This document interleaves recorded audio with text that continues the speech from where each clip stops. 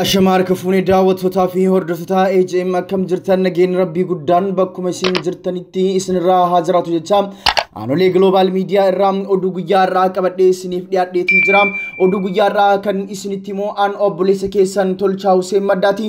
Oduu kennaa guyyaa irraatiin waraanni Jeneraal Baacaa Dabalee magaalaa Maqalee erga to'ateen booda masaraa pirezidantii mootummaa naannoo Tigraay kan Dr. Dabratsiyoon guutumaan guututti to'achuudhaan yeroo ammaa kana Baacaa Dabalee masaraa Dr. Dabratsiyoon Gabra Mikaa'el keessatti akka argamu gabaafameetii jira. Bal'ina oduu kana gama keessan Sinam itti dabaluudhaan immoo Pirezidantiin Ameerikaa kan amma haarawaatti filataman Joe Biden seenaa Ameerikaa keessatti yeroo jalqabaaf nama gurraacha ministeera ittisaa gochuuf kaadhimaniitii jiru. Itti aansuudhaan immoo namtichi haadha warraan wal dhabee erga kiiloomeetira 450 miilaan deemee booda deebifamuu isaa kan isinitti himnu ta'a. Daawwattootaa fi hordoftoota keenya kabajamoo tamsaasni keenya idilee guyyaa guyyaan AJM irraa isiniif darban bifa salphaa ta'een akka isin mirgaaniif warroonni YouTube channel keenyaa subscribe godhatiin YouTube channel keenyaa subscribe godhadhaa jecha amma kallattiimaan gara odeeffannoo guyyaa irraa qabadhee dhufeetti isin ceesisa. Magaalaan Maqalee guutumaan guututti to'annaa mootummaa federaalaa jala galuun beekame. Magaalaan Finfinnee erga mootummaa federaalaa jala galtee amma guyyoota 7-8 lakkoofsisaa jirti. Magaalaan Maqalee torban darbee harka waraana raayyaa ittisa biyyaa garee Jeneraal Baacaa Dabaleetiin hoogganamu harkatti kan kufte yoo ta'u haa kuftuyyuu malee haalli magaalichaa baay'ee yaaddessaa fi bakka tokkorraa bakka tokkotti akka barbaadan socho'uun ulfaataa ta'uun ni beekama. Haa ta'u garuu yeroo ammaa kana raayyaan ittisa biyyaa magaalaa Maqalee guutumaan guututti to'ateetii jira. Waan baay'ee nama gaddisiisu namoonni hedduun wayyaaniin akka salphaatti hin kuftu wayyaaniin mootummaa federaalaa hin mooti jedhanii abdii godhaniyyuu garuu abdiin sun jalaa dukkanaa'uun gabaafameetii jira. Egaan daawwattoota fi hordoftoota keenyaa kabajamoo warri akka Geetaachoo Raddaa warri akka Dr. Dabratsiyoon warri dhaaduudhaan lafa balleesse yeroo ammaa kana guutumaan guututti magaalaa Maqalee keessaa baqachuudhaan masaraa fi waajjirri isaanii harka Jeneraal Baacaa Dabalee fa'aatti kufuun beekame. Jeneraal Baacaa Dabaleen yeroo darbee waraana isaa erguudhaan waajjira istiidiyoo Dimtsi Wayyaanee irraa tamsaasa kallattii akka dabarsaa tures ni yaadatama. Guyyaa kaleessaa mootu wanta nama ajaa'ibuu fi namoota hedduu rifachiise irra jireessa Itoophiyaanotaa fi uummata Oromoo kan gammachiise waajjirri Dr. Dabratsiyoon Gabra Mikaa'el kan magaalaa Maqaleetti argamu waraanaan to'atame OBN achirraa istiidiyoo isaa achi geessuudhaan tamsaasa kallattii achirraa dabarsuun raajii guddaa namatti uumeetii jira. OBN kutaa masaraa mootummaa naannoo Tigraay tokko tokkoodhaan keessa deemee kan uummata daawwachiise yoo ta'u masarichi bal'aa fi kan dallaa guddaa qabu yoo ta'u achi keessa wantooti garagaraa akka jirantu beekameetii jira. Mana galmee irraa kaaseen hanga biiroo pirezidaantichaatti OBN tokko tokkoon keessa deemuudhaan uummata Itoophiyaatti agarsiisuudhaan injifannoo warra TPLF irratti mootummaan gonfachuu gabaaseetii jira. Wanta baay'ee nama ajaa'ibee fi wanta baay'ee nama rifachiise masaraa kana keessa yoo rakkoon yookaan weerarri diinaa alaa kan namatti dhuftaate karaan ittiin miliqan karaan dhoksaa karaan sikuriitiin kan qondaaltota malee namni tokko hin beekne mul'achuun isaa beekameetii jira. Akkuma suuraa ammaa irratti argitan kanatti daawwattootaa fi hordoftoota keenyaa kabajamoo holqii amma poolisootaa fi gaazexeessaan OBN keessa deemaa jiru kun holqa yoo rakkoon warra qondaala TPLF irra gahe kan kallattiisaniin ittiin baqatanidha. Akkuma argaa jirtan inni kun konkiriitiidhaan simmintoo fi dhagarraa kan dalagame yoo ta'u akka barbaadanitti keessa fiiguu fi keessa deemuudhaafis kan aanjaa guddaa nama uumudha. Egaan daawwattootaa fi hordoftoota keenyaa kabajamoo waan nama ajaa'ibu kallattii kanaan yookaan yeroo xiqqaa kanatti wayyaaniin himamti jedhamee namni yaade hin jiru. Yeroo ammaa kana wayyaaniin guutumaan guututti magaalaa Maqalee keessaa baqattee gara Salaamitti galteetii jirti. Achis mootummaan tokko tokkoon isaan qabee gara seeraatti isaan dhiyeessuudhaaf faana bu'ee ari'aa akka jirutu gabaafame. Egaan daawwattootaa fi hordoftoota keenyaa kabajamoo waa'een dhuma lola wayyaanee fi mootummaa federaalaa maal akka ta'u hin beekamne.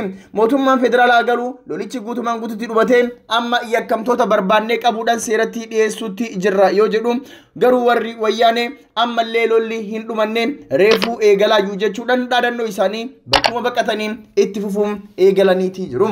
Egaan daawwattootaa fi hordoftoota keenyaa odeeffannoon gama Maqalee irraa arganne odeeffannoon jajjabni isa kana.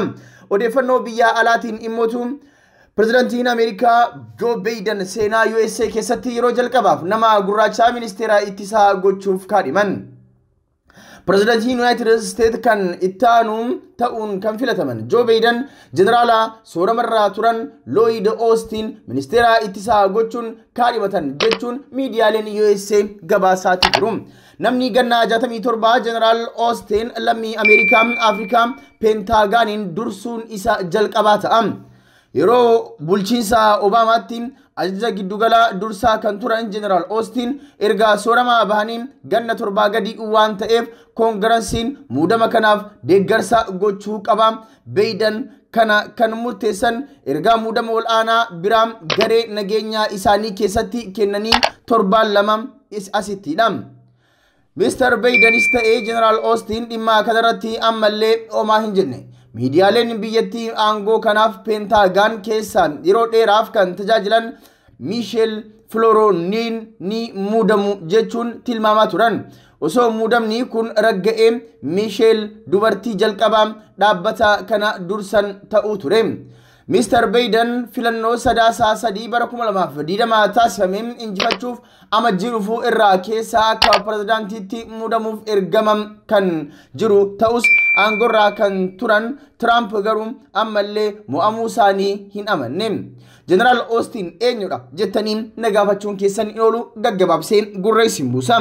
Murteen Bayden ministeera ittisaa akka dursaniif jeneraal Austiniin muuduuf fudhatan miidiyaa poolootikoo jedhamutu namoota dhimmicha beekan 3 eeruun gabaase. Jeneraalichi kana dura filatamuuf carraa xiqqaa qabu jedhamaa kan ture yoo ta'u tibbana garuu dorgomaa cimaa fi filannoof mijataa ta'aniiru jedha gabaasichi. United States Milto Media BBC kan ta'e CBC boodarra namoota dhimmicha beekan hedduu eeruun gabaaseetii jira. Jeneraal Austin aangoo kanaaf akka filannoo dansaatti kan fudhataman gareewwan Eeshiyaa gurraachotaa fi Laatinoo paartii Dimokiraatotaa keessaa jiran.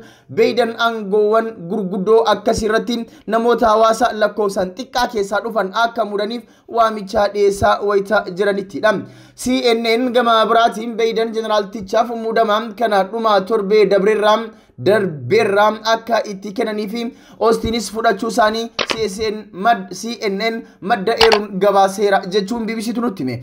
Jeneraalli sadarkaa urjii 4 qaban kun bara 2013 hanga bara 2016tti ajaja giddugala USA itti gaafatamummaan isaa giddugala bahaa, giddugala Eeshiyaa fi gariin kibbaa Eeshiyaa ta'e dursaa turan. Sana booda hoogganaa itti aanaa waraanaa akkasumas jeneraala isa dhumaa humnoota USA Iraaq keessaa ta'uun tajaajilan.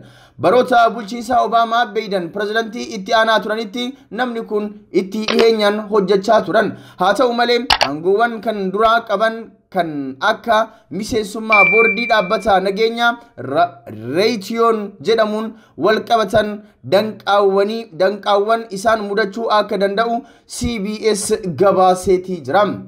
Egaan daawwattotaa fi hordoftoota keenyaa odeeffannoon gama Ameerikaatiin jiru kana fakkaata. Odeeffannoon keenyaa inni dhuma namtichi haadha warraa yookaan jaartii isaatiin wal dhabee yookaan wal lolee erga kiiloomeetira 450 miilaan deemee booda deebifame. Egaan daawwattotaa fi hordoftoota keenyaa namni lammii Xaaliyaanii tokko erga haadha warraa isaatiin wal dhabee booda qilleensa fudhachuuf ala bahee erga kiiloomeetira 450 miilaan deemee booda deebifame. Sababa kanaaf lammiileen Xaaliyaanii miidiyaa hawaasummaa gubbaa maqaa masoo Forest Gump jedhu itti moggaasaniitii jiru.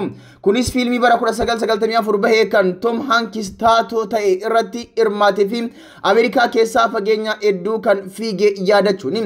Poolisiin nama kana halkan sa'aatii 8tti bakka Faanoo jedhamutti osoo miilaan deemu dhaabsise. Kunis ergaa koomoodha manaa sitii bahee torbaan tokko booda jechuudha. Abbaa warraa ganna 48 kun ogguraa koronaa vaayirasii to'achuuf bahee cabsuun doolaaraan 485 adabameetii jira. Oduun kun jalqaba gaazexaa buufataa isaa bulooyin godhateen rest deal chloroniin gabaafamus booda garuu miidiyaalee biyyattii irratti ijoo dubbii ta'eetii jira. Kanneen yaada isaanii miidiyaa hawaasummaa gubbarraa barreessan abbaa warraa kana goota jechuun isaan adabame qeeqaniitii jiru. Kanneen keessaa tokko badhaasaa malee adabbiin hin maluuf jechuun kopheen kennamuufii qaba ture jedhe. Namni kaan immoo ishee waliin walitti bu'uun miidhaan biraa dhaqqabuurra ala bahee miilaan adeemuu isaa akka jaje ibse. Abbaa warraa adaandii hanga sana miilaaniin dhufe geejjiba hin fayyadamne jechuun poolisitti hime. Kararratti namoonni nyaataaf dhugaatii akka kennaniif hime. Xiqqoo dadhabbii qaba malee nagaa qaba jechuun poolisoota dubbise. Abbaan warraa haadha warraa wal dhabe kun guyyatti giddugaleessaan kiiloomeetira 60 miilaan deemeetii jira. Poolisiin osoo namicha galgala itti qorree ofumaa asiif achi adeemuu akka isa argate ibse. Ergaa waraqaa eenyummaa isaa daataa beezii keessaa qoratan booda haati warraa isaa akka bade poolisitti beeksisuu ishee baran.